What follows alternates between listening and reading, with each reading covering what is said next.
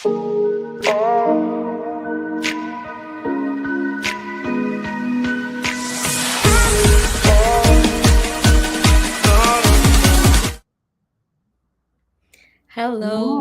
We have today Shanti and Subhan, who are co founders of World of Meditation. And even more, I wouldn't say, I don't know the word to use, but a bigger story. They have been sannyasins of Osho since 1974 and 1979. Subhan has been a disciple since 1979. And they have been with Osho in Pune Ashram. They have been on the Osho Ranch, the Rajnishpuram, and again back to Pune too. And now they run, and in between they went to Japan and a lot of other places where they were exploring and growing. And now they are founders of World of Meditation, where they do events, weekly satsangs, and they teach techniques for the busy minds like us who can not relax to find few simple techniques and ways to uh, learn how to be present. So Shanti, let's start with you because you are senior than Subhan in your discipleship. How did this happen? How did you find Osho? How did you reach him? Okay, so actually, I didn't know anything about meditation or gurus or anything. I did not grow up in such an environment. I grew up in the States um, in the 50s, 60s, and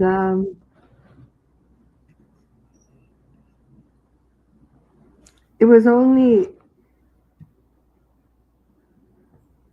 when I succeeded at a job, in a job, when I was very young, and it was what I would have brought up to succeed at actually, and then I was like, oh, this isn't the world I want to be in.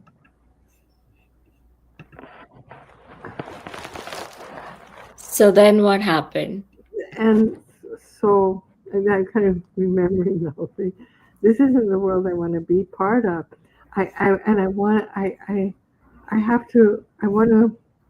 I was in the academic world and I wanted to leave, and I moved to California, and I was married at the time. I was quite young, and Mhm. we split up, and it was in California, in Mendocino, California, Northern California.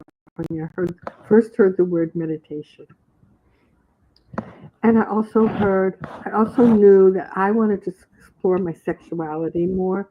I hadn't been able to with the person I was married to, and um, I met some people who were a little bit younger than me, and they were with a guru. That's the first time I ever heard of a guru, and he was expecting them to be celibate, and I could see they wanted to make love so badly, and they had to repress it. And I went, I never want to meet a guru unless if he likes sex. I didn't even know there was.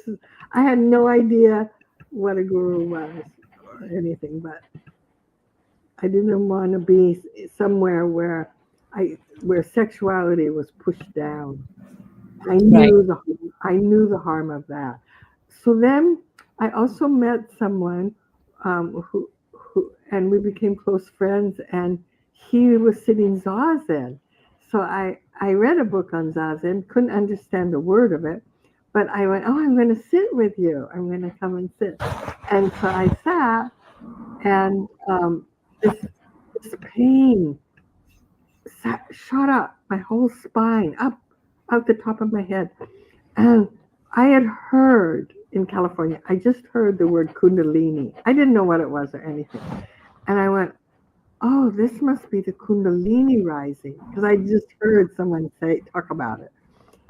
And then I couldn't, I think I sat for a half a sec, no, maybe 3 seconds, 4 seconds. I couldn't sit still. And my legs were hurting. It was on this on a cushion. I mean, in India, it's different. You grow up sitting on the floor, but I didn't, Yeah. you know. And I rolled. I literally rolled off the cushion, Mm. and I had sat on a bee because it was in the countryside, in Mm. and a bee had stung me.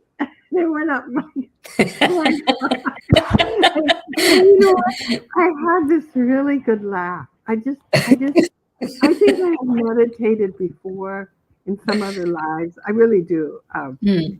Even though I had no idea in this life what it's about or anything, because I Mhm. had this great laugh, like, oh, what a great introduction. But I tried to meditate and I couldn't sit still. Mm. And my journey in life, I had money saved, and it and I had enough money where I was just pulled to India. Like I had Mm. to go to India. I didn't know why. I was on the way to meet a Zen master in Japan. Okay. I had heard I was drawn to Japan. So I was on my way to go to Japan, but I went via Europe and then India and then Japan. So the minute I landed in Delhi, I Mhm. met these two people in a hippie hotel Mhm. in Delhi. I don't know how I got there or anything. And her name is Bhakti, she's sannyasa. Mhm. He said, "Oh, we're going to go to a meditation camp in Rajasthan." So Osho Mhm. was at that time in Bombay. We're going to go to in Mount Abu. And the minute they said those words, so some inner voice went, "Oh, you're going to meet that man when you go to Bombay." That was it. That an That's inner so voice. crazy because I've heard a lot of other sannyasins who had went to That Osho, similar stories. It, like they didn't similar. know how, and they just saw a picture or a book fell on their head, which was Yes, Osho's book, and then they had to open it, and that's how they reached him, which is yeah. probably. Uh, so when you reach Mount So Abu, so what no happened? so then wait, I didn't go to Mount Abu. I was in Delhi. Okay. I was actually gonna meet my ex-husband. We were already divorced, but I went to Rishikesh. And so a couple of months later I was traveling with my ex-husband at the time, but we went into Nepal and we were trekking up Jomson. I don't know if you know Jomson. Anyway, we're doing that trek. No. And coming down the mountain was the same Oh. couple, and they were going to another camp, another Osho camp in Mount Abu. Second time I meet them, yeah. So then in Nepal, then my husband and I, even though we were really divorced, we really split up. I mean, we were already divorced, but we really split up. And I moved next door to into a little rooming house with a woman who was sannyasin, an Mm-hmm. English woman, and there weren't very many. I mean, there's hardly any. Mm-hmm. And she didn't really talk much about Osho or anything, but we ended up liking each other and traveling together. And at one point, she said, we then left Nepal and we're traveling the eastern part of India, like Calcutta, Puri, Bangalore. It was then Madras. Now I think it's Hyderabad. Is it Hyderabad? No, no. No, Yeah. it's Chennai. Chennai. Oh, Madras is Chennai, yes. Yeah, Hyderabad is yeah. still Hyderabad.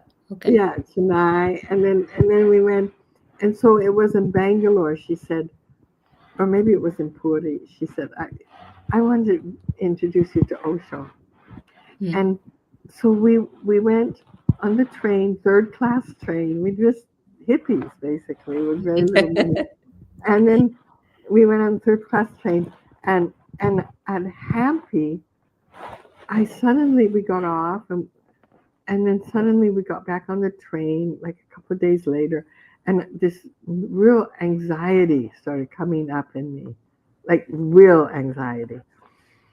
And I didn't know what it was, but there was this part of me that could watch it. I don't Mhm. know. I didn't know what watching was or anything, but there was this part of me that could observe it, but not. And okay, so I was anxious. And then I met a guy on the train, and he said, and we were attracted to each other, and he said, "Come with me to Goa." And my girlfriend was sleeping on the floor, third class. I mean, it's 1973, And I looked at her sleeping, and I looked at him, and I went, "Oh no, I'll just go meet this guru. I'll just meet Bhagwan, and then I'll go to Goa, and then I to meet this guy. I'm to meet him. That was it, Mm. you know." So I made that choice. That was really a choice. And on Christmas Day, I met Osho, 1973, in his room.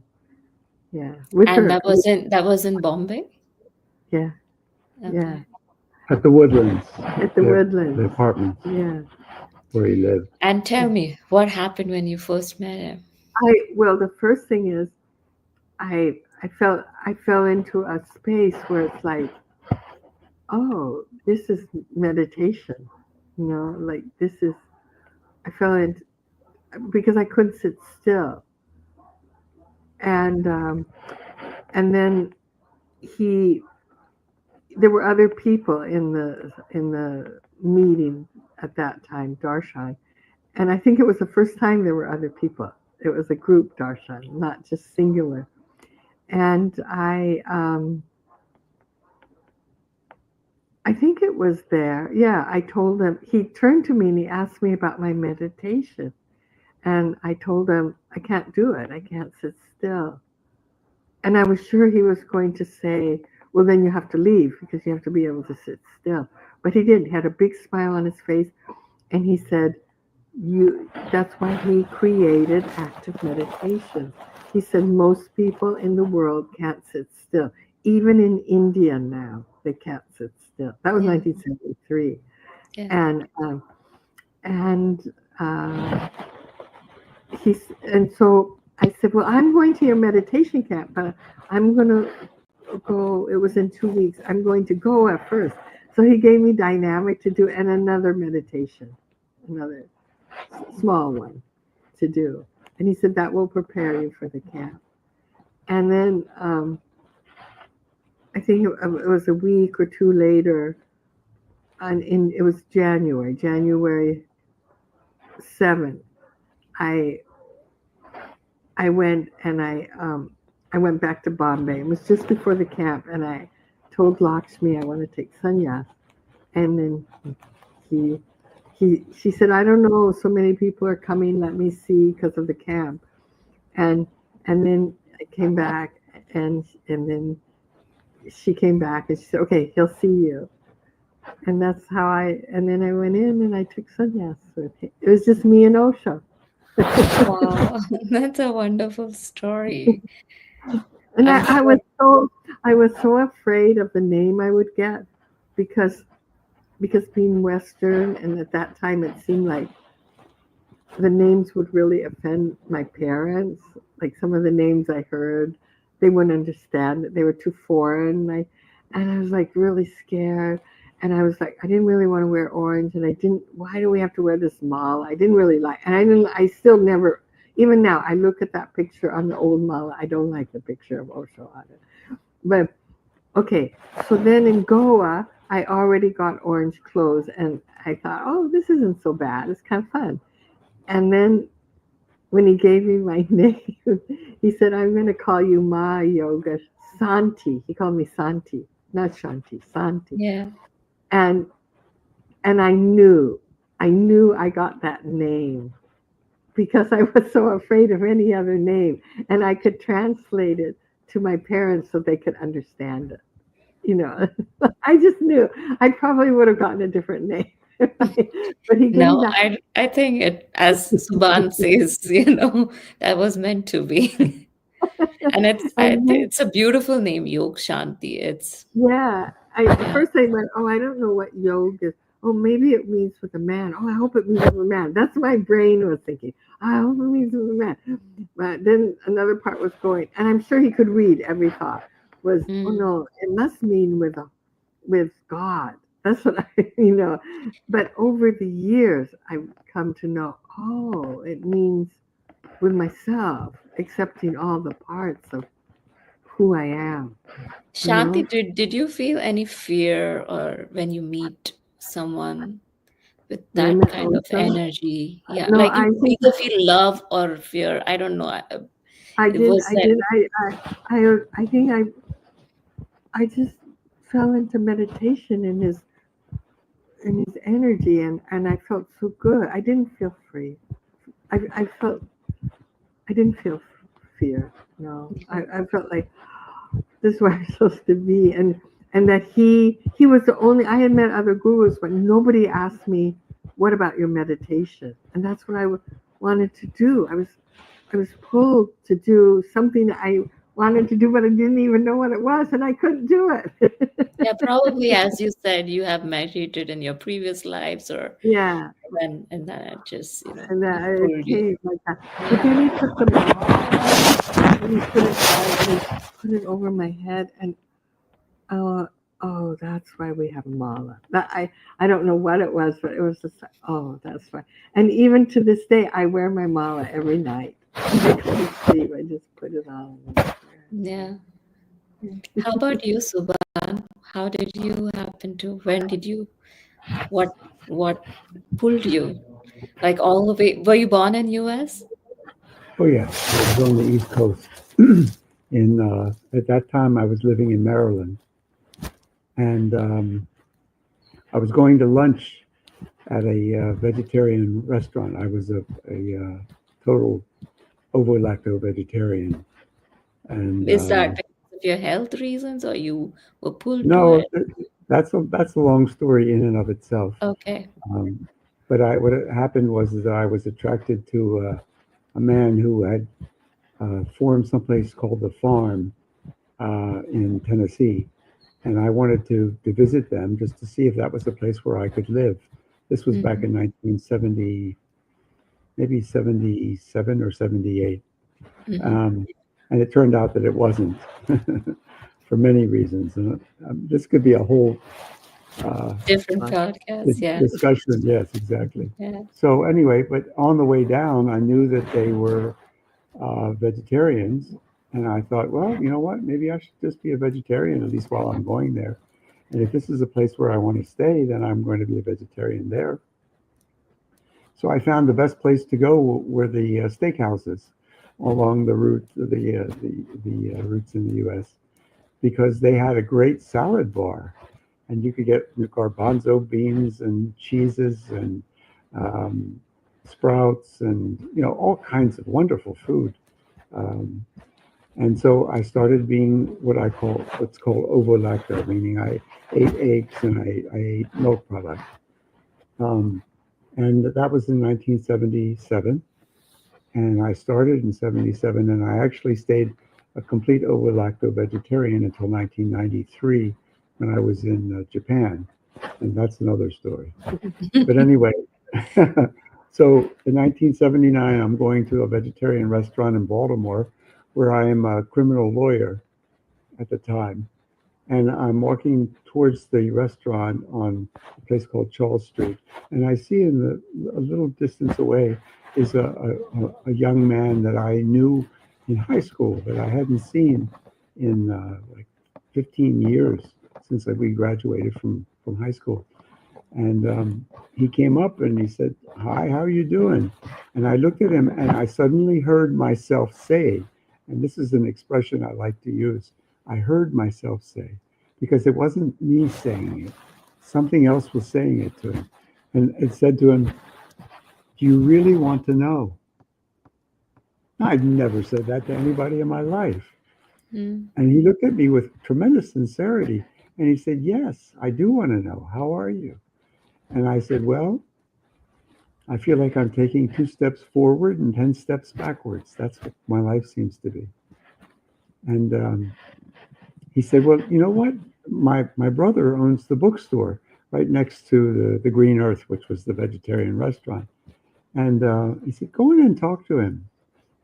It turned out his name was Bennett, but he was Gianarti because he had actually gone to Pune and taken sannyas, but he wasn't wearing orange and he wasn't wearing a mala at the time. I didn't even know what that meant. And I did talk to him.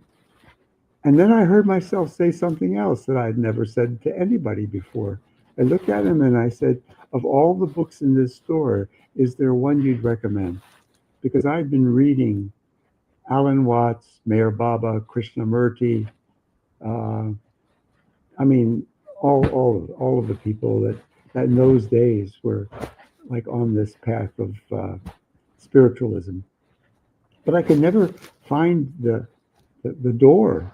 It was as if there was a big oaken door between me and the authors of these books. But they were saying something that, yeah, it sounded interesting, but it didn't touch me. Anyway, he looked at me with a glint in his eye and he gave me his finger pulling me towards him and he took me over to a table in his store and there were about 8 or 9 Osho books, Bhagwan Sri Rajneesh, with all of these pictures of Osho wearing these weird hats. Because he had, I found out later that someone gifted him with about 20 hats from all over the world, and they brought them to him, and he had the photo shoot wearing all these different hats, and they became the covers of his books. So there I was looking at these books, and now my mind came in and went, "Oh no, not another Indian guru bullshitter." These are the words that actually came out. Yeah. And but then for some reason, 3 books I bought, took them home. I don't know how I even picked them. First book, Tantra, the Supreme Understanding, the Song of Mahamudra, Tilopa. And I read it, and I'm getting goosebumps now, even as I'm Even me trying too. Yeah. to connect with it, because I felt like he was saying something that I always knew, but I could never articulate. I could never put it into words. And here he was putting it into words. And Mm. I was enthralled. And it was such a voracious feeling of wanting to read everything. And I kept reading the book and reading the book. As I mentioned to you the last time we talked, when he said the root problem of all problems is mind itself. And in the first chapter, he talked about the fact of this thing called Mahamudra, this thing of this heightened orgasmic experience. He said it's impossible to articulate it because it's beyond the mind, and the mind can only articulate what it knows, and this is something the mind doesn't know. And it was just enthralling. And I read it, and then I started reading all the other books, and I went back and I bought the rest of the books that I hadn't bought before. And I found out at that point that he was also a sannyasin. And then I looked in the back of one of the books, and there's a list of the Osho of at that time Rajneesh meditation centers, and there was one about 20 miles from where I lived. So I went. I called them up, and they said come. And I met a woman who worked in the Washington Symphony Orchestra. She was a bass player, one of these tall bass devices. And I first heard Osho's voice on tape, and I went there twice. And she said to me at that point, the woman whose apartment it was in Pune, and she was living with her. She said, "You know, I've given you everything I can give you here. You should probably go to Devadip." And I went, "Devadip? What's is that another center?" She said, "Yeah, it's about maybe 8 miles from here, just inside of Washington D.C." And she gave me the address. Mm.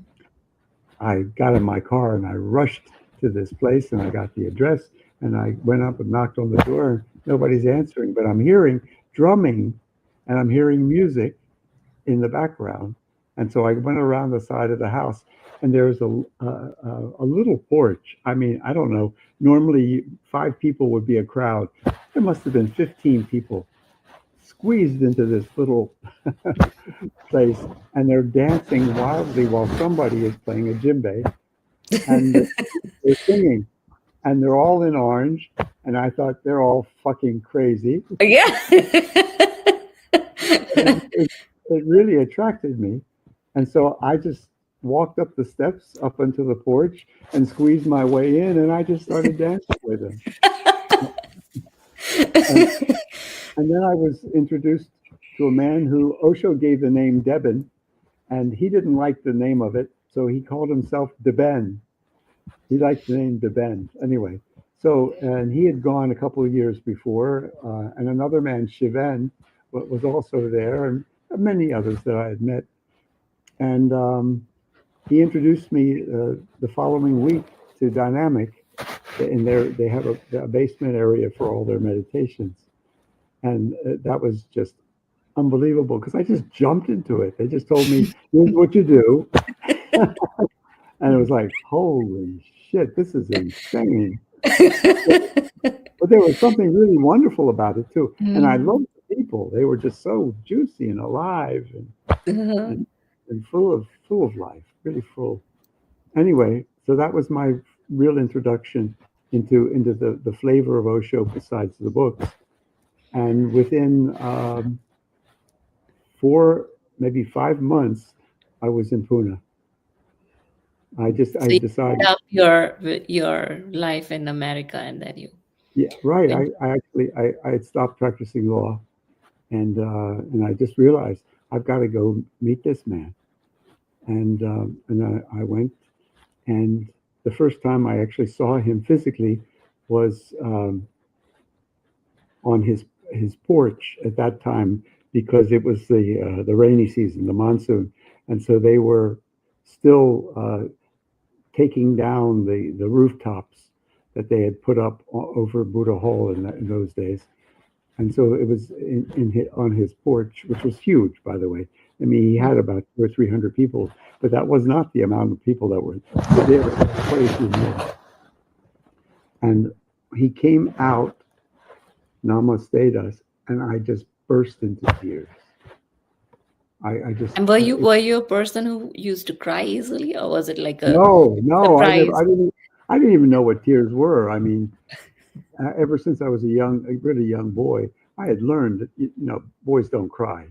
They don't cry. So that was not part of my life at all. And there I Mhm. was, bursting into tears as he came out and he sat down. Within 10 minutes, I wanted him to leave Yeah. because there I was sitting on this cold floor with no back support and no ability to lie down because Yeah. we were all squeezed into this very small space, and my back was killing me, and I couldn't even stretch my legs out. So there I Mhm. was with my legs folded underneath me, and they were all like I had no feeling in my legs, and all I could want was like, please go, please leave. And of course, he talked for an hour and a half, and it was utter torture. Because it was in And Hindi also, right? It well, was no, not the. at that time, every other month was Hindi, but I arrived in the end of September and he was still talking in English. It wasn't Okay. until October that he talked in Hindi. Okay. So there I was, really wishing that he would leave because I couldn't. It was so physically difficult for me to be in that posture. I don't know how it happened, but within, I don't know, 4 or 5 days, I could sit in Buddha Hall. Eventually, when we moved over to Buddha Hall, and it didn't kill me, but it certainly was not pleasant. It wasn't Mhm. pleasant sitting there because it wasn't until Pune 2 that we actually had folding chairs that we could sit on the chairs Mhm. on the floor. But so that was my first experience of being physically in his presence. And within 5 days, I was in Darshan and sitting in his presence and being called up and sitting right before him. And I described that a little bit to you, but it was amazing. Can Um, you please go back into that? Because how you said it, I think yeah, was, he, yeah.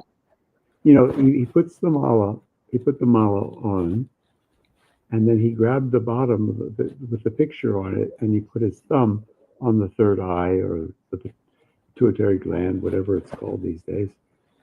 And I got to be honest, I could feel his thumb on my head, but I couldn't feel anything that was of any consequence. And that just tells me now, in retrospect, of how closed off I was from so many things. And maybe the greatest bliss that I can share with you is the gratitude that in his presence, with his guidance, there was an ability to begin to let go of this protection of keeping life at bay. Mm. And I remember nothing of what he said except he said something like this, like, Twarto, which was my prefix. He said Twarto means prayer, a prayer to God. And then he leaned forward a little bit to me and he said, words will never get you to God. Mm. And I sat there and I thought, thought to myself, I wonder who told him Mhm. that I was just filled with words. Yeah. And actually looked to my left because Manisha was sitting there, and Shiva, who was his guard at the time, was sitting there, and there were a couple other people there. And Mukta was actually sitting a little bit behind him. And I just wondered who possibly told him. And I want to share that with you because then I moved back, and I did tell you this, that when I looked in his eyes as he was talking to me, and that's why I never heard what he said, except those few words. Because as he's talking, like just an ordinary human being talking to me, and I use my hand this way because he was using his hand. The word gesticulating comes. He was just talking with his hands as with his words. And I'm looking at him, and I'm looking into his eyes, and all of a sudden, there was a very strong, clear realization that there was nobody home. There was nobody there. I'm looking into the eyes, and all I could experience was a movement going further and further and further into the eyes, looking for some personality, for some person, and there was nobody there. There was no one there.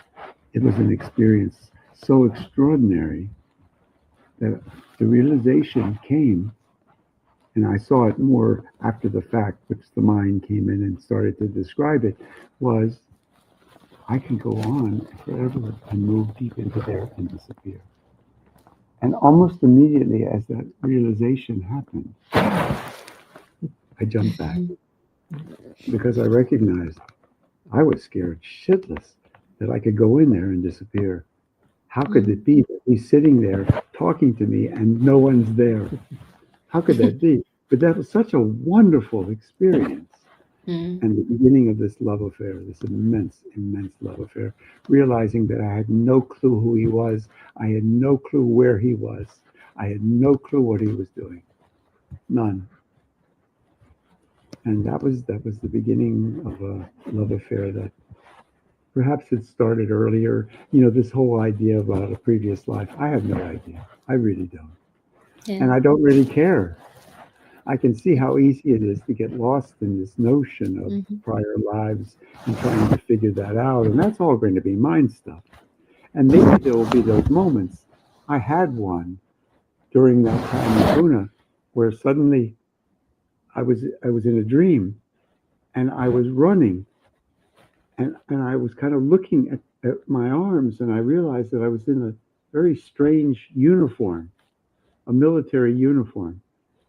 And again, I'm running and I'm running across the field, and suddenly there's a huge burst of orange flame that came in front of me. And then, poof, I woke up.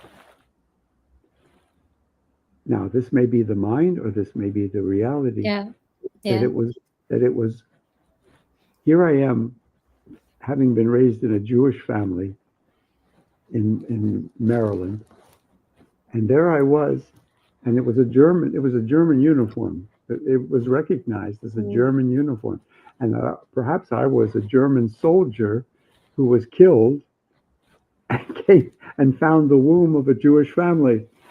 you I know, think, yeah, all these experiences, or you could call it rebirths or imaginations, whatever. I have no idea. But the whole point of it is, if you really experience it, like some seers have, it is just to make you see that life is illusion and that you have changed your bodies over and over again. Probably Mm. that's the point if someone goes into rebirths and stuff like that.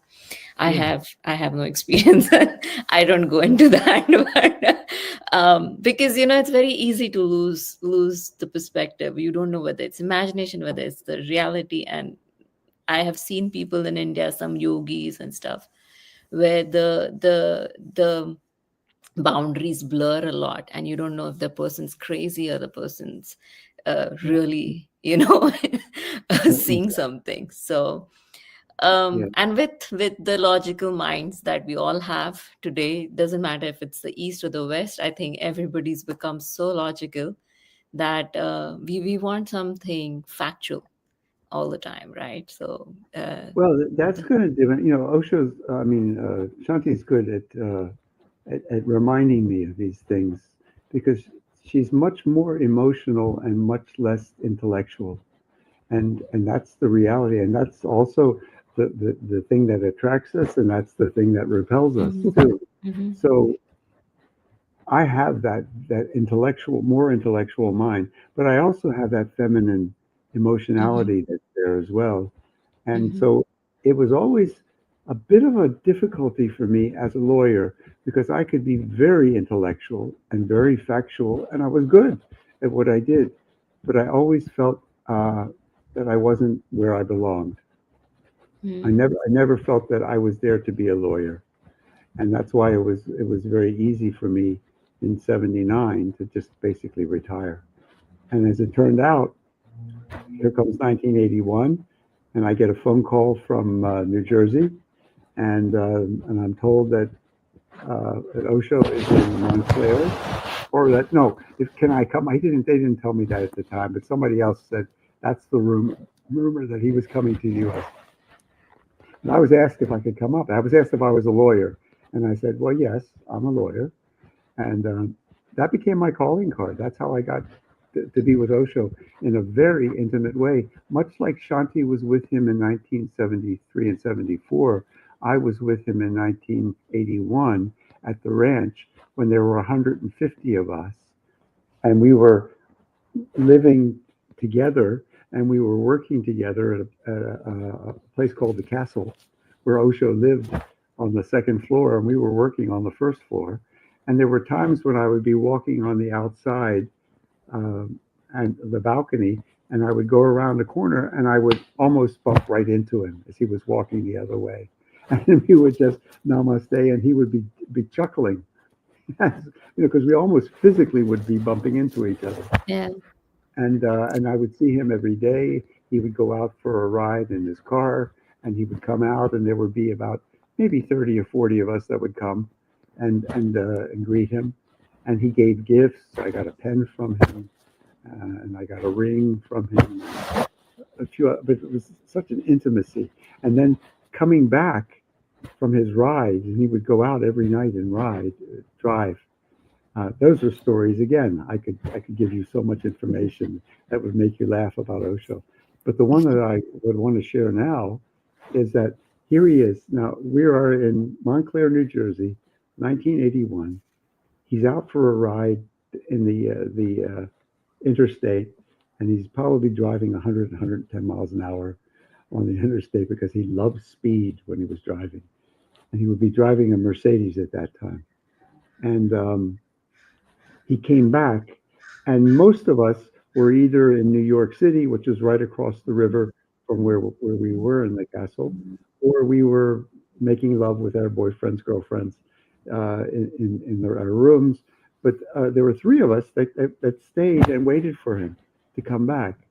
And he drives his car up, and he's got his lights on, and we're sitting there namasteing, seated on the ground, namasteing as the car is coming, and it's getting a little bit closer and a little bit closer and a little bit closer. And you know what? All of a sudden, I realized maybe he can't see us. Maybe he's going to run me over.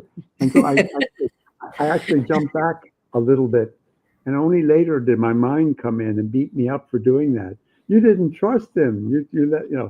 But the whole thing is just nonsense. And then Yeah.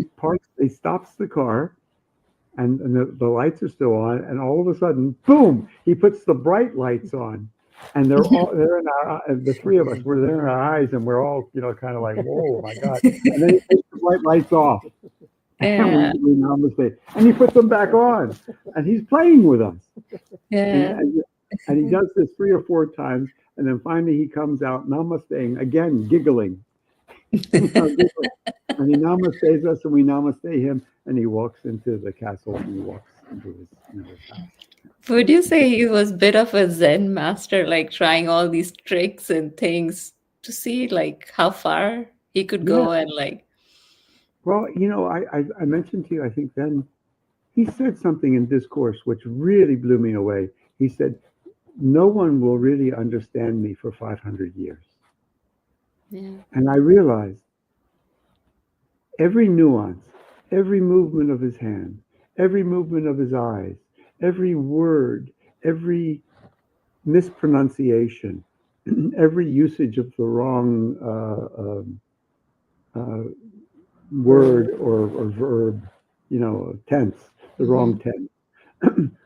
I have a feeling, it's just a strong feeling, that every single bit of it is to disengage us from our minds, to see how the mind is now projecting on him and what he says and how he says it and when he says it and what he's saying.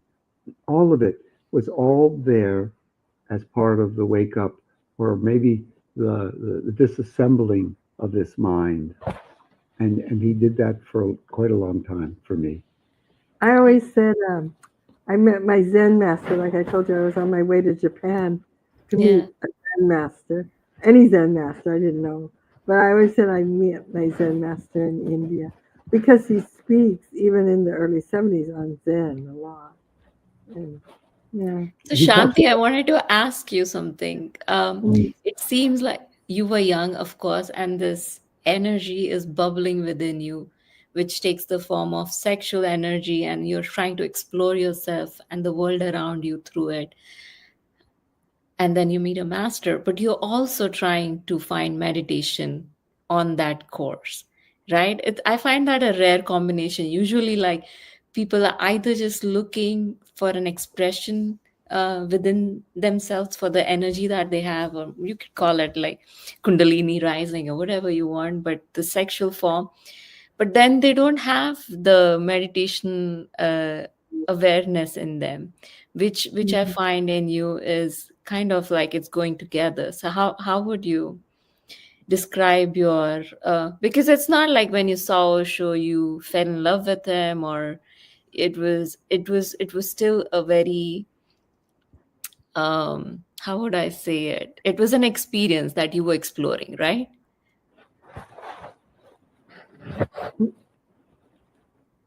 Um, Could you hear me?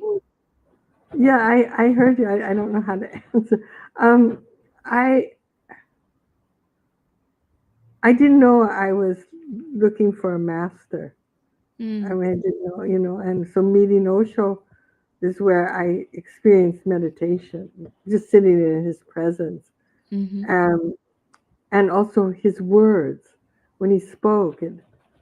It hit me so deeply. There was like a yes, yeah, it made sense. I had read some books, and none of them made sense, and it made sense what he was saying, and he was like I said, I wanted to meet a guru who liked sex, and he wasn't against sex, and he when he was talking about but the Shanti, how do you like this thought comes in your head? You were how old? 20 or 25, or I when don't know how.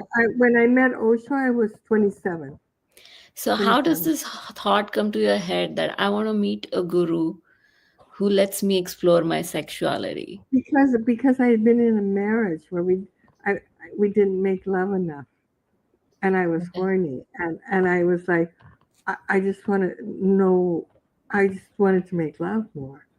Okay. I just did. But So that I did. courage to have to say that to yourself, like I know a lot of people wouldn't just say to themselves, and they would be like, okay, fine, this is life, and I'll go into meditation and I'll pretend to be a meditator, and No, I didn't. I I wanted both. I wanted yeah. because because I mean, like yeah, I because when I would make love, I wouldn't move into spaces where it was from another dimension. It was another where I would enter no mind in orgasmic state. So and Yes. the body Okay. just wanted that. It Hmm. wanted like that connection, that. So And sex actually gave you the taste of meditation, right? yeah, it was true. Okay. And not only that, I'd also been, since I was little, I had danced. I went to dance classes. I was, I learned modern dance, it was called, but it wasn't jazz or anything. There was ballet, and then there was a lot freer form dance, free form Hmm. dance. I was in that Hmm. school. Hmm. And, and it was in dance that I would disappear at times. I mean, I would just you would just disappear. You were gone, and there was just dance, and that Hmm. was like, what's that? And I knew you couldn't make that happen. You know, and I Hmm. was a little girl. I was young then when that happened, and so I so here I meet a master who he likes sex. He's not against sex. And Joy he's and really, celebration, everything is, yeah, and yeah, dance. And he uses yeah. dance. And Yeah. you know, like one time I had been in Greece. This is before I met Osho, and and I was still with my husband. I was so horny, and we went up to this Greek. There was a Greek temple, and we went there, and there was a little Greek Orthodox monk, and he took us on this tour. And while we were on the tour, he started feeling me up. He really did. I was really young. I was like 20, 21. And you know what? I didn't I didn't get mad. It was more like, oh, he can't have sex, kind of like me, and it's just coming out the wrong Mhm. way. Mhm. And so, and of course, Osho talks about that, and we see that, like what Mhm. happens when you can't have sex. What happens? We see Yes. it everywhere. So I really like We see that. wars, we see jealousy, we see greed. Yeah, It's yeah, all the and result of that that. was really Yeah. interesting too, because like with the sex, uh, I want you know, there's so much repression about it even now, you know, and the Yeah. jealousy. I felt I loved that Osho. He would say, this is how I heard it at least. You know, okay, you have to accept you have the jealousy. It's there, but I don't want you. Don't act on it. Those are my words. Don't act Mhm. on it. Mhm. Don't let it take you over. And I see that in so many of the romances and everywhere. You see it in the movies, everywhere. And and I remember like one time, this was Anonymous actually, and we had actually had this, we were living in Germany at the time, and this other friend of ours came, and we all ended up, the three of us, making love. So the next day, and it was really nice.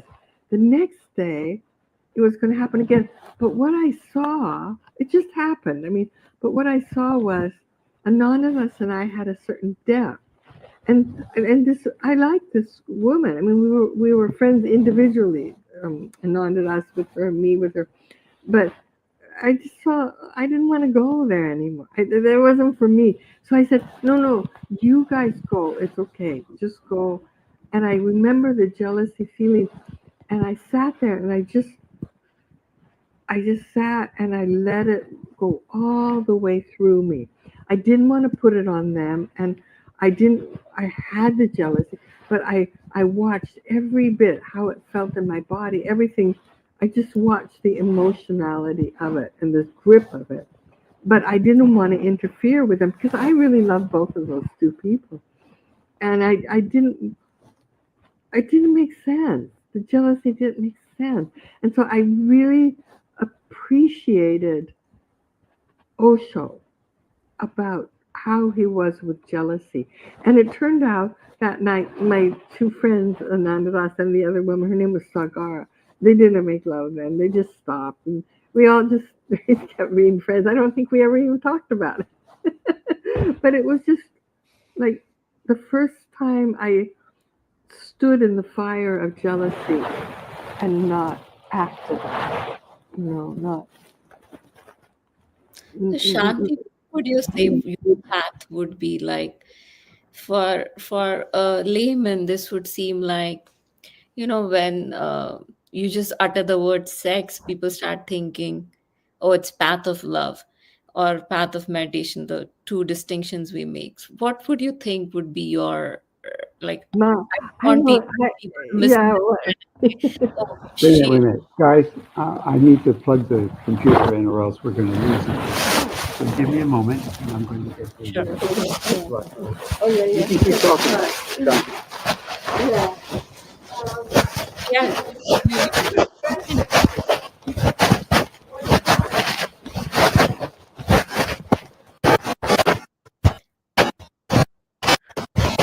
I can't hear you. We have to wait, I think, because of the sound.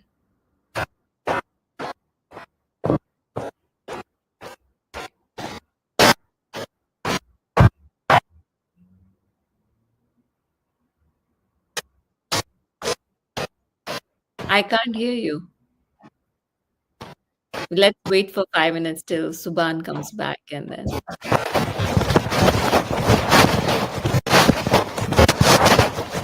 think just pretend from your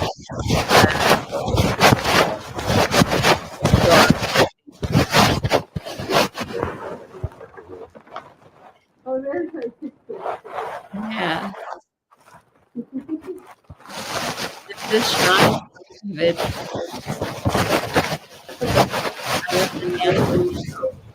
Yeah. I think the lady on the if you're looking at the picture on the right, and the other is yeah. Anyway, with my friend Indivar, Indivar asked, "What kind of path am I?" I don't know if I'm on the path of love or meditation. He said, "You're on the path of the madman." yeah. That's what even Subhan was saying. Yeah, and so I don't know. Like he sometimes Osho would call me crazy Shanti. So I don't know what path. I mean, I think I have both. I Hmm. I, I think That's what I find so I fascinating about you. It's yeah, like it's hard to like you can usually people have this, oh, I am more on the path of uh, devotion, love, whatever, and then the other path is witnessing yeah, meditation.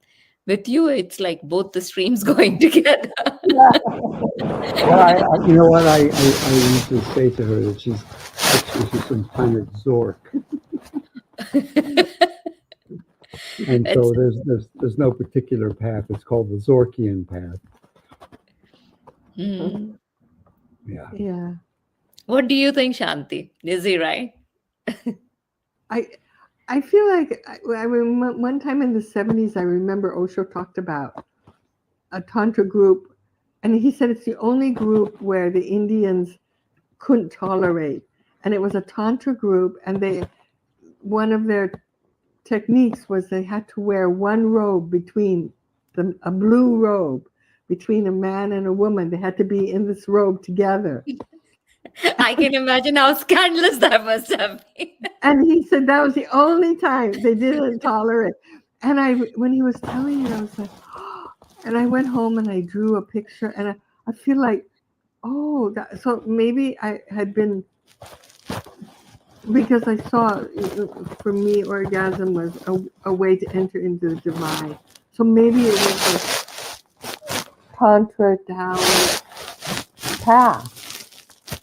I mean, I don't know, but but meditation is very important because I had no ability to watch, to be a watcher. I had no ability to do that, and But in sex, you could do that. well, it just happened. Yeah, yeah. I didn't do it, or with dance, I didn't do it. It just happened. It was Mhm, like an accident, It was like, oh, so mhm. that's why I kept like, oh, this feels really good. What is that? Right. Um, If in I could, meditation, it was. I was craving to do meditation. So when Osho, so I did the active meditations all the time, and then Osho would give me other meditations to do, and I was Mhm, just like a kid in a candy store trying all these techniques. And then mhm, one day he said to another friend of mine, he said in a darshan, I think he said, you don't have to meditate anymore. He said to her. mhm, Maybe because she's already in meditation. I don't know what he said to her, but that's what I heard.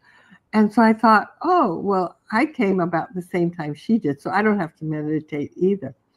And so I stopped meditating, and within 2 weeks, I was like, I was, my mind was just going bananas. I mean, it was like crazy. And I went to Osho because we could go to darshan a lot then, and I didn't have anything to put my craziness on. I didn't have, oh, I have a heartbreak. I have this, nothing. It was, I literally think I babbled in front of him. I was, I was, and he went, are you still meditating, Shanti? And the minute he said it, just as he was saying it, something in me went, oh, you have no ability to watch. You've lost your watcher. I didn't even quite know what it was, but you, so I was identified with every thought and emotion that came up. Mm-hmm. And I didn't realize before the meditation helped me stand back a bit. And that's why I continue the meditation to this day. And maybe that's why I have the center, for me at least, was to keep, because it's so easy to go, oh, I'm not going to meditate. I got too much to do. But when you have a center, it's like the timing is 7 o'clock in our And school. You know? this is your meditation. I'm just putting the sticker on it, worldofmeditation.com. Yeah, yeah. Yeah. And Anybody who's then I put in parentheses an Osho meditation school. yeah. Do you want to talk more about this meditation school and what you guys do there? Well, we have meditation every day except Sunday. Sunday we don't have anything, but um, every day we have a meditation at 7. Oh, on Saturday we have it dynamic. We do dynamic meditation. Yeah, and then other days we do different meditations at 7, and then we also listen to Osho every day at noon, just an hour of a discourse, but it's in a series. Because what I learned when I was in Pune, when he talked in a series, that's when transformation would happen, at least for me. Mm-hmm. So I told Subhan, I want to hear series. I don't want that we jump from one discourse to another. Yeah, so this was actually a photo shoot, because a lot of times people don't want to have their picture taken when they're meditating. So I asked friends who didn't mind to be in the photo to come. And he Right. says, yeah. So that's what we do. And then we have workshops, and we have, like in January, we're going to have darkness meditation, which we've had for, I'd say, how many years?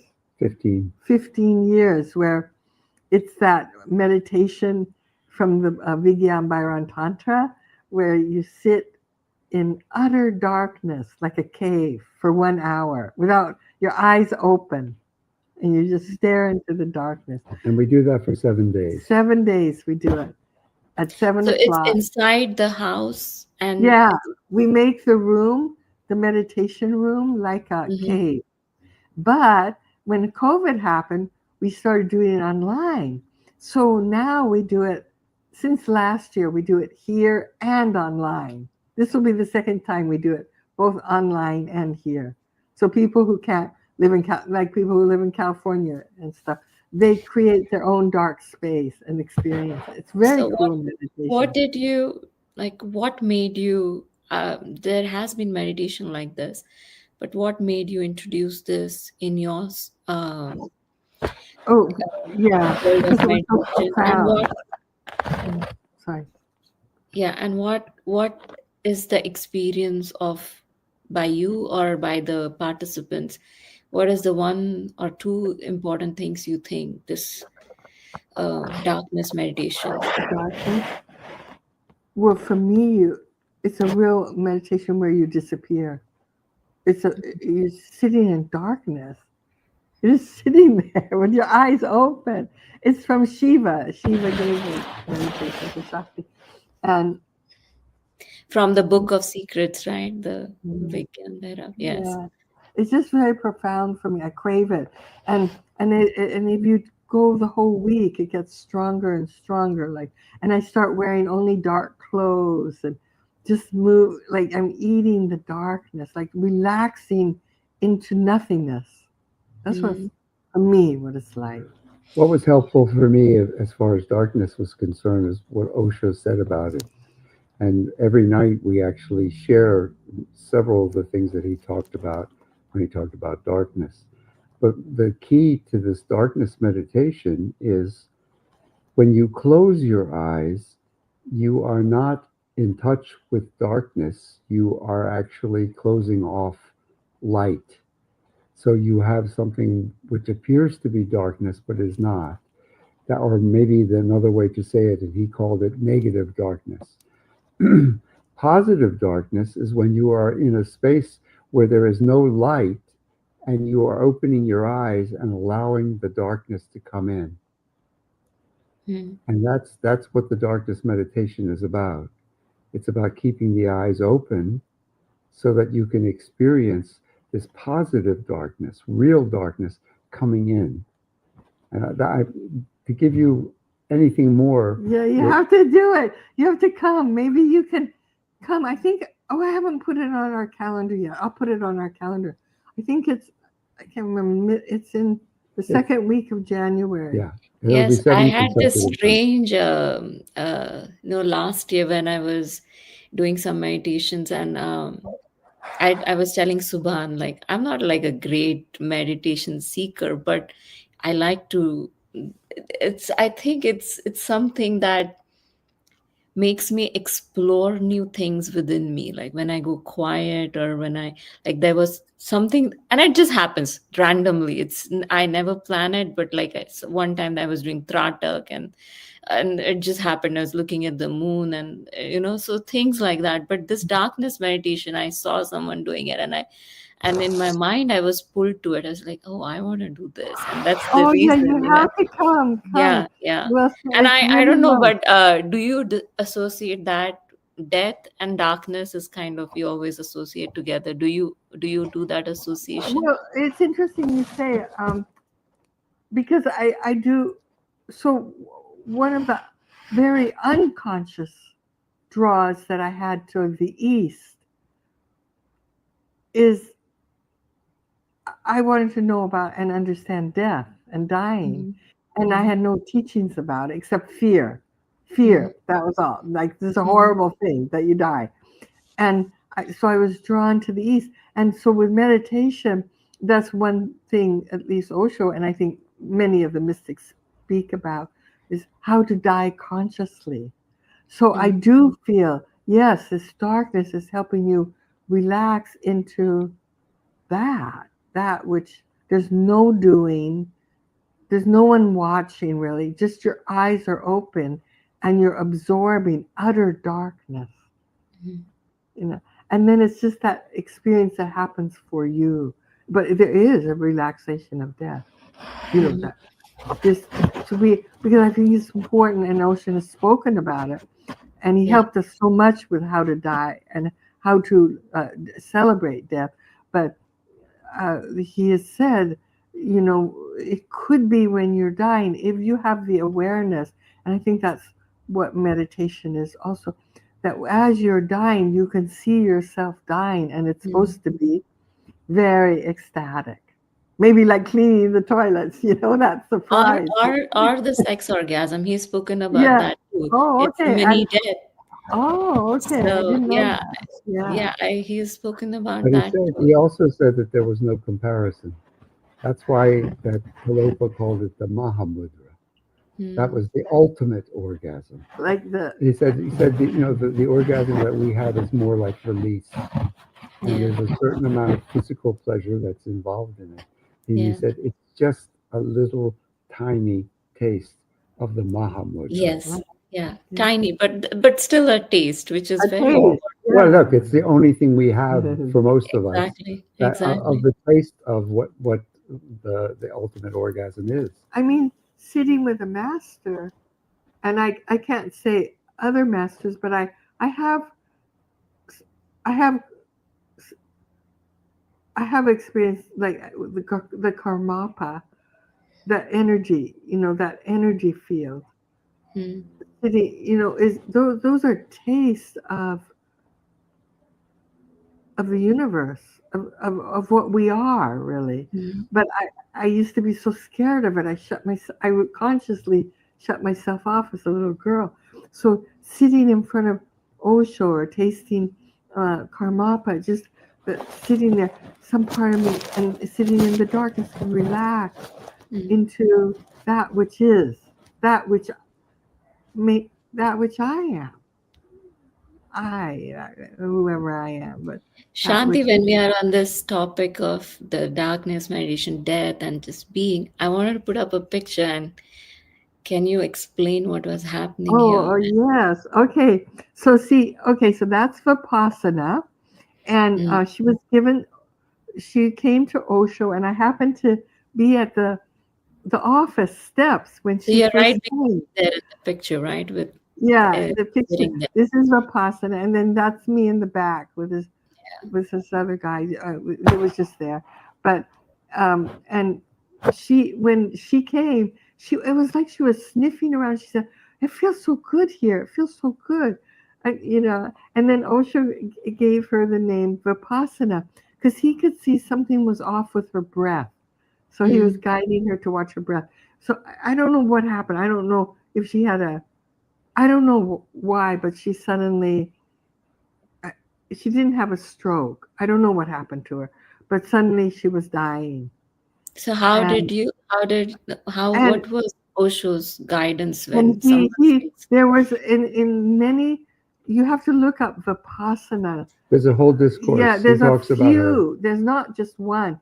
But first yeah, he guides us in a series. I can't remember, but he's guiding us to first just go and be with her. She's dying, but go and be with her, sit with her. It's always important to sit with people who are dying and just hang out with them and be with them. Well, mm, she would always have Osho discourse playing, and she left her body a few days after that picture. mm, And just as Osho said, enough for today, she left her body. She flew off. And and and then Osho, so that was me at the hospital with her near the commune. Then Osho guided us about celebrating death, and because he said she was a dancer and a singer, and give her a good send off, that will help her spirit move on. And mm, that always struck with me. Well, I only knew about mourning death. So there mm, was a part of me that was, I faked it. I faked celebrating because mm, it was new, because there was also the fear and the mourning, and you're not supposed to celebrate it. And yet, I love that. Celebrate that. Help her fly. I loved her. Help her fly and move into another dimension. So many years later, I was with my mom when she passed on purpose. I was there. I wanted to be there. And I did the same. I took the teachings Osho gave me, and I would help my mom. Sometimes I would cry, but then I'd say, Mom, because her body was, she was old, her body was really disintegrated. I said, Mom, wanted to help her fly and move into the unknown. mm. You know? And I gave that energy. I kept giving that energy out to my mom to do that. You know, So it's so beautiful that because few days back I did a retreat called Bardo. It's a Tibetan right. uh, way of how what happens after death, so people don't get so scared. And um, it was like the Lamaji who came there was just touching the topics, but just to get the fear out of death, like because it's such an unknown thing that the moment we actually think about it, it makes us scared, right? It makes us think, I don't know what's going to happen, what it is like. And then he explained a lot of things, which kind of, I don't know if it's true or not, the logical mind still comes in, but at least, you have a feeling that there is something you can do That in, you can in do. your Yeah. heart, and you can, it's not, it's not a complete unknown territory. It there, and then of course when you have a guru like Osho, that it just anchors you. um Yeah. but And then if you keep your meditation or your whatever your practice is, just keep it going. mhm, You will. it will come. You'll become more and more comfortable with, and Yes. then I'm watching my friends dying. Like, and my mom would say that. She'd say, "I don't have any friends left. Everybody's dead. I want to make new friends." You know, and now we're seeing that. You know, and so it's like, okay, how? Okay, Shanti, now, can you? It's my wish to Mm. die consciously and yet relax. So I think the last time I died, when I came back, I was tense. Like, did I do it right? Did I enter the right body? Yeah, Yeah. I sort of saw Yeah. that, and I want to relax. I think that's what I liked Shanti, about do this you think you'll be meditation. born again? I asked Subhan yesterday this. Do you think you'll be born again? And what would you be born as if you're born? Oh, well, I don't want. I don't want to be. I'm so scared. I used to sit in front of Osho like, where do I get born again? I don't want to be born where you have to wear a burqa. I don't want to. That's I. Don't, I really don't want that. But what? So yeah, I think yes, I'll be born again, and my whatever wherever. I just hope I'll be able to meet my friends on the path and Osho and Karmapa, and that that guidance will be there. That's to me is really important. That the The dimension of that people, thread of that Osho has given or yeah, has given in your because life. that depth that Osho has, I think is available for all of us, but we don't know when it will happen, you know, Yeah. how long it takes.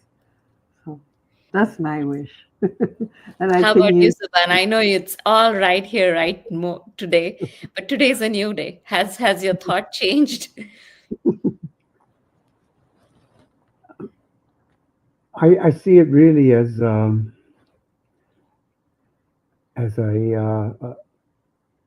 place for imagination, and my whole life was built around imagination for a long, long time.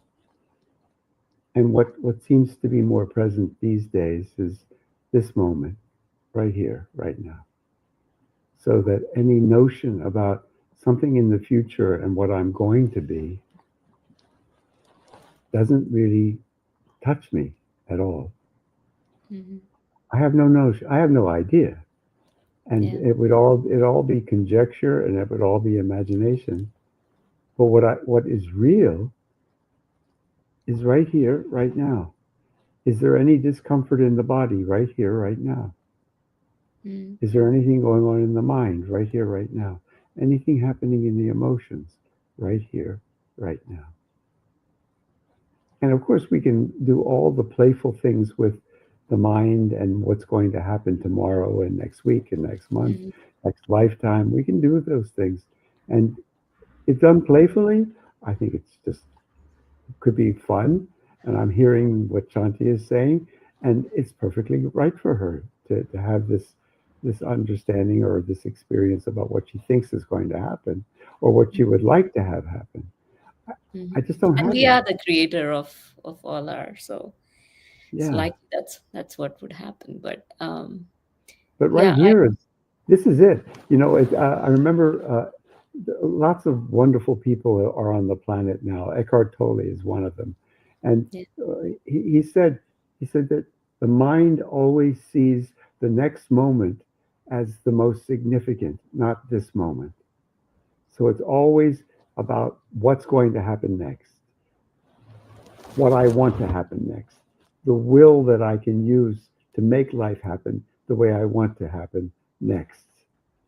And then along comes Osho, and he says something, many things he said that are just, they touch and they go deep in. But one of them was, except for silence, everything else is imagination. Mm. Except Such for a silence, everything else is imagination. And it becomes a reality because I see again and again and again the imagination of the mind and how it wants to control what happened yesterday and what's going to happen tomorrow. But it's not interested in what's happening right now. mm. And it will Because become the bored. right now is very hard sometimes and harsh sometimes, and the body is hurting, or it's growing old, or it's aching, or your mind, something in your life is not working the way you want, so it always creates a probable situation wherein which is everything what is. the mind loves to do. It Mhm, loves to create what should be, what could be, what would mhm, be. mhm, And there's a wonderful old expression that in Yiddish, the Jewish language that was used in Europe and transferred to the U.S., about these if only, what could be. And it is, wenn der Bubby gehat Beitsum, will sein de Zadie. If your grandmother had balls, she'd be your grandfather. mhm. And if you let that one sink a little bit, that's all the things about what could be happening next. Yeah. But your grandmother is your grandmother. And you're not in touch with your grandmother at all. You want her to be something else. And this is what we do with everybody. We want them to be something else. And we want our lives to be something else. And we want this moment to be something else.